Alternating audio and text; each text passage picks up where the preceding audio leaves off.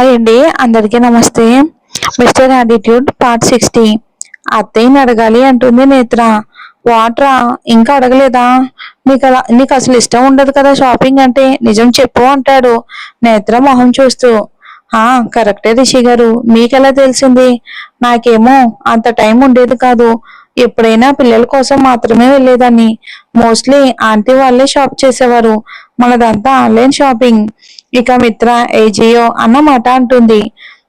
తెలుస్తుందిలే గాని పద, మన ఇద్దరం చేస్తే ఇది కూడా రొమాంటిక్ గానే ఉంటుంది. ఆన్లైన్ కి టాటా చెప్పేసి ఎప్పుడు నాతోనే వస్తా అంటావు, తీసుకెళ్ళండి అని మారం చేస్తా ఉంటావు అని అంటాడు నేత్ర నుదుటి మీద పడుతున్న బేబీ హెయిర్ తో ఆడుతూ. ఆహా, అవునా, ఇంకేమంటా అని అంటుంది.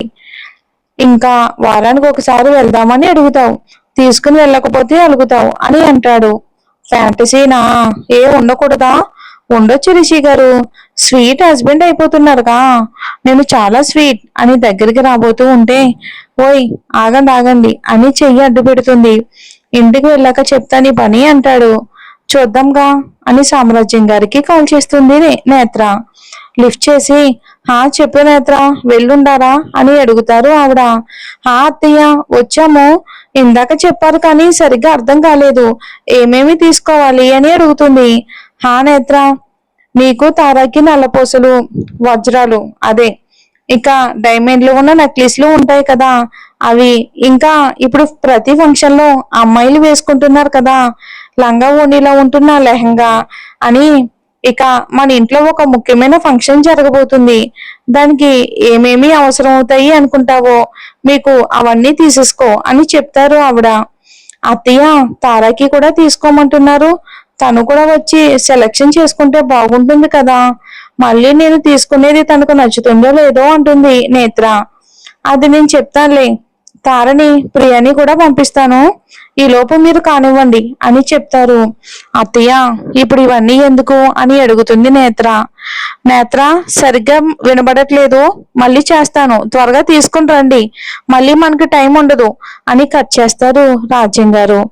చెప్పిందమ్మా ఏం తీసుకోవాలో అని అడుగుతాడు రిషి. చెప్పారు అని మొత్తం చెప్తుంది. రిషికి సామ్రాజ్యం గారు చెప్పినవన్నీ. ఇవన్నీ ఎప్పుడెందుకు అన్నట్లు అని అడుగుతాడు రిషి. ఏమో అని భుజాలు కదిలిస్తుంది నేత్ర. అంటే ఇప్పుడు తారా ప్రియ కూడా వస్తున్నారా అని అడుగుతాడు రిషి. వస్తారంట అని నేత్ర అనగానే, ఓకే, మనం ఈ లోపు చూద్దాం పద, లిస్ట్ చాలా పెద్దగా ఉంది అని రిషి అంటూ ఉండగానే వీరేంద్ర గారు ఫోన్ చేసి, రిషి, మహి కూడా వస్తున్నాడు, ఇద్దరు కూడా కొత్త బట్టలు తీసుకోండి అని చెప్తారు. ఏమన్నారు మావయ్య అని నేత్ర అడగగానే, సేమ్ నీకెలా అమ్మ చెప్పిందో నాకు అదే చెప్పారు అంటాడు. ఏం జరుగుతుంది రిషి గారు అసలు, ఎందుకు ఇప్పుడు ఇవన్నీ అని అడిగితే, ఏమో బటర్ఫ్లై అని సేమ్ ఇందాక నేత్ర కదిలించినట్టే తను కూడా భుజాలు కదిలిస్తాడు. ఇమిటేట్ చేస్తున్నారా నన్ను అని అడుగుతుంది నేత్ర. అవ్వా, నేనేమైనా చేశానా? నాకేం తెలీదు అని చెప్పా, అంతే కదా అంటాడు. పదండి అని అంటుంది నేత్ర. అంత లిస్ట్ చెప్పారు, అది వింటేనే నీరసం వచ్చేస్తుందిరా అని అంటాడు. ఇందాక ఎవరో ఏదో అన్నారు, ఆన్లైన్ బ్యాచ్ షాపింగ్ మెమరీ అని కదా అంటుంది నేత్ర గలగల నవ్వుతూ. నీ హస్బెండ్ అన్నాడమ్మా అని రిషి కూడా నవ్వుతాడు. ఈలోపు ప్రియా మహి వాళ్ళు కూడా వస్తారు అక్కడికి. హాయ్ అన్నయ్య అనుకుంటూ. ప్రియా వచ్చారా? అత్తయ్య చెప్పారా అసలు ఇవన్నీ ఎందుకు ఇప్పుడు అని అడుగుతుంది నేత్ర. ఏమో, నాకైతే తెలియదు, పడుకున్న దాన్ని లేపి మరీ షాపింగ్ కి పంపించింది అమ్మ అని చెప్తుంది ప్రియా. అవునా, తారా వస్తుందని చెప్పారు అత్తయ్య, మరి తారా రాలేదేంటి అని అడిగితే, రానని చెప్పింది, ఇక మేమే వచ్చేసామని చెప్తుంది. సరేలే, మనం తీసుకుందాం అయితే అని అంటే, ముందు ఏ సెక్షన్ కి వెళ్లాలో కన్ఫ్యూజ్ అవుతారు. ఇక కొన్ని చర్చల తర్వాత ముందు గోల్డ్ సెక్షన్ కి వెళ్దామని నలుగురు అటు వెళ్ళబోతూ ఉంటే, ఇదిగో ఇలా గనక మనం షాపింగ్ చేస్తే రేపటికి కూడా కంప్లీట్ అవ్వదు. అమ్మ ఏమేమి తీసుకోవాలో నాకు కూడా చెప్పింది. సో నేను మహి అన్నయ్య ఒక సెక్షన్ కి షాపింగ్ చేస్తాము, మీ ఇద్దరు చేసేయండి, తొందరగా అయిపోతుంది కదా అని అంటుంది ప్రియా. నిజం కదా రిషి గారు, అలాగే చేద్దాం అంటుంది నేత్ర. ఓకే అంటారు రిషి మహిలు. మేము డ్రెస్సెస్ సెక్షన్ వైపుకి వెళ్తాం, మీరు గోల్డ్ వైపుకి వెళ్ళండి, ఓకేనా ప్రియా అని అంటే, ఇలా అయితే నిజంగానే త్వరగా అవుతుంది, లేకపోతే ఎప్పటికీ తెవలదు అనుకుని ఓకే అంటారు. పదండియా అని మహిని తీసుకుని వెళ్ళిపోతుంది అక్కడి నుంచి ప్రియా. ఫస్ట్ బ్లాక్ బీచ్ చూస్తారు నేత్ర వాళ్ళు. ఇది అయిన తర్వాత సామ్రాజ్యం గారు చెప్పిన గోల్డ్ అంతా తీసుకుంటారు. అమ్మయ్య, సేమ్ డిజైన్ తీసుకున్నా, దొరికాయి కాబట్టి సరిపోయింది, లేకపోతే తారాకి కూడా నచ్చేలా వెతకడం అంటే చాలా కష్టం అంటుంది నేత్ర. నీ సెలక్షన్ బాగుంది నేత్ర, ఇవి నచ్చలేదు అంటే వాళ్ళకి టేస్ట్ లేదని అర్థం అంటాడు రిషి. అలా కాదు రిషి గారు, తారకి ఒక పట్టాన నచ్చవు, కావాలని వంకలు పెడుతుంది అంటుంది. నీకు నచ్చింది తీసుకున్నావు, ఇవి చాలా బాగున్నాయి, ఇంకా ఇవి కూడా నచ్చలేదంటే వాళ్ళు మనుషులే కాదు, ఎవరు ఏమీ చేయలేరు. ఇంతేనా అమ్మ చెప్పింది, ఇంకా ఏమైనా ఉన్నాయా అని అడుగుతాడు. ఇంతేనా అంటున్నారా రిషి గారు, ఇప్పటికే ఎన్ని ల్యాక్స్ అవుతుందో తెలుసా. పర్వాలేదు బటర్ఫ్లై, నువ్వు డబ్బు గురించి అస్సలు ఆలోచించొద్దు అంటాడు. అవి లేక ఇబ్బంది పడ్డ రోజులు ఉన్నాయి. నిజం చెప్పాలి అంటే అమ్మ ఇబ్బంది పడింది కూడా ఆ డబ్బు గురించే కదా అంటుంది. అని అంటాడు. రిషి కూడా ఇంద్రాణి గారు గుర్తొచ్చి, రిషి గారు మనం ఫ్యూచర్ లో కొంతమందికైనా ఆ లోటుని తీర్చాలి, కడుపు నిండా అన్నం పెట్టాలి అంటుంది నేత్ర. సరే అంటాడు రిషి. పదండి వెళ్దాం అంటే, నువ్వు కౌంటర్ దగ్గర నిలబడు, నేను ఇప్పుడే వస్తాను అని నేత్రాన్ని పంపిస్తాడు రిషి. తర్వాత తనకి కావలసినవన్నీ తీసుకుని వచ్చి చూసేసరికి అక్కడ నేత్ర కనిపించదు. బిల్లు వేయిస్తాడు గబగబా. నేత్ర అని చుట్టూ చూస్తూ ఉంటే, రిషి గారు ఇక్కడే ఉన్నానని వెనక నుండి వస్తుంది నేత్ర. ఎక్కడికి వెళ్ళావు అని అడిగితే, ఇక్కడే ఉన్నా కదా పదండి అని రిషిని హడావిడి పెడుతుంది. ఈ లోపు ప్రియ మహి కూడా కంప్లీట్ చేసుకుని వస్తారు. బిల్ కట్టేసి ఇంటికి స్టార్ట్ అవుతారు నలుగురు. కారులో నుండి నేత్ర దిగగానే మమ్మ డాడీ అనుకుంటూ వచ్చి హత్తుకుంటారు నేత్రాన్ని ఆర్య ఆద్యాలు. ఆద్య ఆర్య అని ఇద్దరికి ముద్దుల వర్షం కురిపిస్తుంది నేత్ర. రిషిని చూసి మీదకి దూకేస్తారు. డాడీ మిస్ యూ అంటుంది ఆద్య రిషికి కిస్ ఇచ్చి. చాలా మిస్ అయ్యా బంగారు అని కూతురికి ముద్దులిచ్చి ఆర్యాని ముద్దు పెట్టుకుంటారు. వాళ్ళనే సంతోషంగా చూస్తూ ఉంటారు అందరూ. డిస్టర్బ్ చేశానా పెద్దనాన్నని అని అడుగుతాడు రిషి. హా, లోపలే ఉన్నారు బావగారు అని చెప్తారు రాజ్యం. పిల్లల్ని ఎత్తుకుని లోపలికి వెళ్తాడు రిషి. బెడ్ మీద ఉంటారు కళ్ళు మూసుకుని రామభద్రం గారు. పెద్దనా అని రిషి పిలుస్తాడు. ఫస్ట్ టైం ఆ పిలుపు వినగానే కళ్ళు తడి చేరుతాయి ఆయనకి. పెద్దనా ఎలా ఉంది ఇప్పుడు అంటే, పర్వాలేదు అంటారు మెల్లగా. పిల్లల వైపుకు చూస్తూ ఉంటే, మీ మనవడు ఆర్య, మనవరాలు ఆద్య అంటాడు రిషి వాళ్ళని ఆయన బెడ్ పక్కనే దింపి. పిల్లలు అర్థం కానట్టు చూస్తూ ఉంటే, మీ తాతయ్య అంటాడు రిషి. తాతయ్య ఉన్నాడు కదా అని అంటుంది ఆద్య వీరేంద్ర గారిని ఉద్దేశించి. పెద్ద తాతయ్యని అంటారు రామభద్రం గారు. పెద్ద తాతయ్య, నువ్వెందుకు డే టైంలో పడుకున్నావు అని అడుగుతుంది ఆద్య. తాతయ్య రెస్ట్ తీసుకుంటున్నారు ఆద్య అని అంటాడు రిషి. ఆర్య ఆద్యని ఇద్దరిని దగ్గరికి తీసుకుని ముద్దు పెట్టుకుంటారు రామభద్ర గారు. నేత్రాన్ని కూడా దగ్గరికి తీసుకుని వాళ్ళ చెల్లెళ్ళ రూపం నేత్రలో కనిపిస్తూ ఉంటే, నువ్వు నా దగ్గరగా ఉన్నా గుర్తుపట్టలేకపోయానమ్మా, క్షమించు ఈ మావయ్యని అంటే, మావయ్య ఊరుకోండి అంటుంది నేత్ర. నా మూర్ఖత్వం వల్లే నా చెల్లెలు ఎన్ని ఇబ్బందులు పడిందో, కుటుంబానికి దూరం అయ్యి. ఏ రోజు దాని కంట్లో చిన్న నీటి చుక్క కూడా చూడకూడదు అనుకున్నాను, కానీ దానిని కోల్పోతాను అనుకోలేదు. కుటుంబం అంతా ఉండి అనాథ అయ్యింది అని ఆయన బాధపడుతూ ఉంటే, మావయ్య ప్లీజ్. పెద్దనాన్న ఇప్పుడు అవన్నీ ఎందుకు, మీ హెల్త్ కి మంచిది కాదు అంటాడు రిషి. మీతోనే ఉండాలి అని ఉంది అంటారు ఆయన. పెద్దనాన్న ఇక మీదట మన అందరం కలిసే ఉందాం, నాన్న కూడా అదే చెప్పారు అని చెప్తాడు రిషి. నానా నేను ఇంకా షూటింగ్ కి వెళ్దాం అనుకుంటున్నాను, చాలా డేస్ అయింది.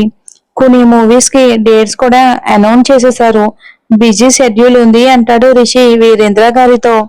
ఇంకో 4 రోజులు ఆగు రిషి, తర్వాత వెళ్తూ అంటారు వీరేంద్ర గారు. అర్థం కానట్లు చూస్తాడు. ఎందుకో రిషి. నానా కానీ ఎందుకు అని రిషి అడగగానే, రిషి, నీకు నేత్రకి, మహేంద్రకి, తారకి పెళ్ళి అయిందని ఎవరికి తెలియదు. ఈ ప్రపంచానికి తెలియాల్సిన అవసరం ఉంది. మామూలుగా అయితే అవసరం లేదు, కానీ జనాలందరూ నీ గురించి తెలుసుకోవాలి అనుకుంటున్నారు కదా, అదే మంచిది. దానికి రిసెప్షన్ ఏర్పాట్లు చేస్తా ఉండం. రేపే అని చెప్పగానే షాక్ అవుతాడు రిషి. అన్నట్టు నువ్వు మీడియాని కూడా పిలువు అని చెప్తారు. రిషి వెంటనే తేరుకుని సరే నాన్న అంటాడు. రిషి, నువ్వేమనుకుంటా ఉండావు? ఎలా చేస్తే మంచిదని నీ అభిప్రాయం? చెప్తే దాని గురించి కూడా ఆలోచిద్దామంటారు వీరేంద్ర గారు. మీరు ఎలా అంటే అలానే నాన్న. నాకు కూడా చాలాసార్లు అదే అనిపించింది. నేత్ర నా భార్య అని తెలియటం ఈ ప్రపంచానికి చాలా అవసరమని చెప్తాడు. వీరేంద్ర గారు రిషి భుజం మీద చేయి వేసి, బాగా దగ్గర అనుకున్న వాళ్ళని మాత్రమే పిలుద్దామని ఆ డీటెయిల్స్ గురించి చెప్తూ ఉంటారు. రిషి, ఈ విషయం ఇంకా ఎవరికీ తెలీదు. మీకు చెప్పాక చెప్దాం అనుకున్నాను అని చెప్తే, నానా మీరేం చేసినా మా మంచి కోసమే చేస్తారు, అలాగే కానివ్వండి అని చెప్తాడు రిషి. సడన్ గా మార్నింగ్ షాపింగ్ గుర్తొచ్చి, అంటే ఆ షాపింగ్ అంతా అమ్మ నేత్ర కావాలని చేయించారా? అమ్మకి నేత్రకి తెలుసా అని అడుగుతూ ఉంటే, ఆ మీ అమ్మకి మొత్తం తెలుసు. మీ అమ్మ ఏమో నీకు సర్ప్రైజ్ ఇవ్వమని చెప్పింది. అన్నయ్యకు కోరిక కూడా ఇదే అని చెప్తారు వీరేంద్ర. నా మేనకోడలికి తెలీదు, నువ్వు చెప్తే బాగుంటుంది అంటారు. సరే నాన్న అంటాడు రిషి. మహికి చెప్తాను అంటారు. ఇంకా సామ్రాజ్యం గారు ఆర్యకి తినిపిస్తూ ఉంటే, శ్యామల గారు ఆద్యకి తినిపిస్తూ ఉంటారు. సుష్మ వాళ్ళతో ఆడుకోవడానికి ట్రై చేస్తూ ఉంటే, కొత్త పర్సన్ ని చూసి ఇంట్లో ఆర్య డిస్టెన్స్ మెయింటైన్ చేస్తూ ఉంటే, ఆర్య పర్మిషన్ కోసం వెయిట్ చేస్తూ ఉంటుంది. నేను మీకు అత్తనవుతాను, నా దగ్గరికి రావచ్చుగా అని సుష్మ అంటుంది కొత్త బొమ్మలు చూపిస్తూ ఆద్యకి. న్యూ టాయ్స్ చూడగానే ఆద్య కళ్ళు మెరుస్తాయి. ఆర్య మాత్రం ఏమీ పట్టనట్టు చూస్తాడు. ఆద్య మాత్రం తినేదల్లా ఆర్య వైపుకు చూస్తూ ఉంటే, వెళ్ళు నాన్న ఆడుకోండి మీ అత్త అని సామ్రాజ్యం గారు చెప్తారు. నానమ్మ ఎప్పుడూ చూడలేదు కదా వీళ్ళని అని అడుగుతాడు ఆర్య. లోపల పెద్ద తాతయ్య ఉన్నారు కదా నాన్న, వాళ్ళ వైఫ్ కృష్ణవేణి నానమ్మ, వాళ్ళ అమ్మాయి సుష్మా అత్త అని ఇంట్రొడ్యూస్ చేస్తారు. అంటే ప్రియా అత్త కాకుండా నాకు ఇంకో అత్త, నువ్వు కూడా ఇంకో నానమ్మ కూడా ఉన్నారా అని అడుగుతాడు ఆర్య. ఆ అంతే అంతే అని ఆర్య బొగ్గగిల్లి అంటారు కృష్ణవేణి గారు. గుర్రుగా చూస్తాడు ఆవిడ వైపుకు.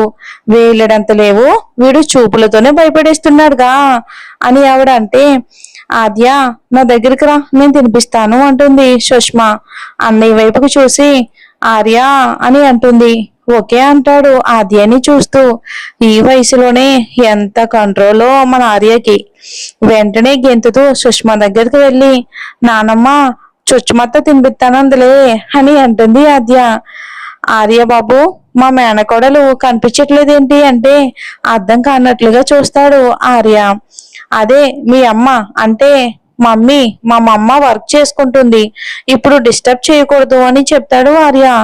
నేత్ర ఇంకా జాబ్ చేస్తుందా అని అడుగుతారు కృష్ణవేణి గారు. మొత్తం చెప్తారు సామ్రాజ్యం గారు. నేత్ర మొదటి చూపులోనే ఆవిడికి దగ్గర మనిషిలా అనిపిస్తే, ఇప్పుడు మొత్తం విన్నాక ఇంకొంచెం గర్వంగా అనిపిస్తుంది ఆవిడికి. మన నేత్ర రిషిలను చూస్తే చాలా సంతోషంగా అనిపిస్తుంది అంటారు ఆవిడ. అవునక్క, ఎదుటివారి సంతోషం కోసం కూడా ఆలోచిస్తారు వాళ్ళు అంటారు సామ్రాజ్యం గారు. అప్పుడే వర్క్ కంప్లీట్ చేసి సిస్టమ్ క్లోజ్ చేస్తూ ఉన్న నేత్ర దగ్గరికి వెళ్ళి, అయ్యిందా వర్క్ అని అడుగుతాడు రిషి. అయ్యింది అని తల పట్టుకుంటుంది కొంచెం హెడేక్ గా అనిపించడంతో. ఏమయ్యింది అంటాడు రిషి. లైట్ గా హెడేక్ వస్తుంది అంటుంది. జస్ట్ ఏ మినిట్ అని మళ్ళీ వెనక్కి వెళ్ళి డోర్ లాక్ చేసి వస్తాడు. రిషి గారు, ఇప్పుడు ఎందుకు మీరు డోర్ లాక్ చేశారు అని అడుగుతుంది తడబడుతూ. నవ్వుకుంటూ తను దగ్గరికి వస్తూ ఉంటే లేచి ఒక్కొక్క అడుగు వెనక్కి వేస్తూ ఉంటుంది. బెడ్ మీద కూర్చొని రా అంటాడు. రిషి గారు ఇప్పుడా అంటుంది. ఇప్పుడే టైం లేదు, చాలా చెయ్యాలి అనిపిస్తుంది అంటాడు. ఏం మాట్లాడుతున్నారు అని నేత్ర అంటూ ఉంటే చేయి పట్టుకుని లాగేసరికి ఒక్కసారిగా రిషి ఒళ్ళో పడుతుంది. ఇంకా పడుకో అని కొంచెం గట్టిగా అనేసరికి కదలకుండా అలాగే ఉండిపోతుంది నేత్ర.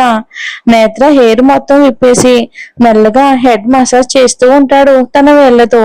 రిషి అలా చేయగానే అప్పటి వరకు ఉన్న ఒత్తిడంతా ఎగిరిపోతున్నట్లుగా అనిపిస్తుంది.